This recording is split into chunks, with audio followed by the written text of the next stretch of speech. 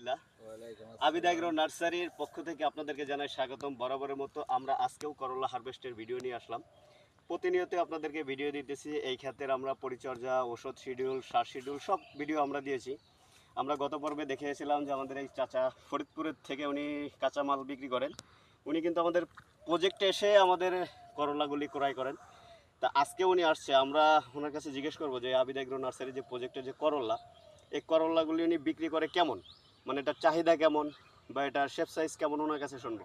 আসসালামু আলাইকুম। ওয়ালাইকুম আসসালাম। কেমন আছেন কাকা? আছি ভালো ইনশাল্লাহ। তা আমাদের এই যে প্রজেক্টের যে করলাটা, এটা আপনি যে ফরিদপুরের হাটে বিক্রি করেন, তো এই করলাটা কেমন আপনার আপনার চাহিদা কেমন বাজারে? করলাটার চাহিদা আছে, কিন্তু কাস্টমার খুব এই করলাটারে পছন্দ করে এবং এই কাস্টমার এই করলাটা আমার অনেক কাছে অনেক এই জন্য আপনি মাঠ পর্যায়ে এসে কিনতেছেন। এই জন্য আমি এই সেরেন। জায়গায় এসে মাঠ পয়সায় কিনতেছি।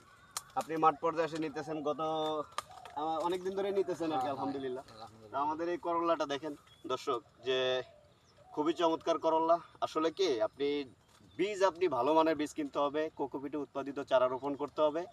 আর পর্যবেক্ষণটা, আপনার প্রজেক্টের যে পর্যবেক্ষণটা, এটা আপনাকে সুন্দর মতো করতে হবে, তাহলেই আপনার প্রজেক্টটা সাকসেস হবে ইনশাআল্লাহ।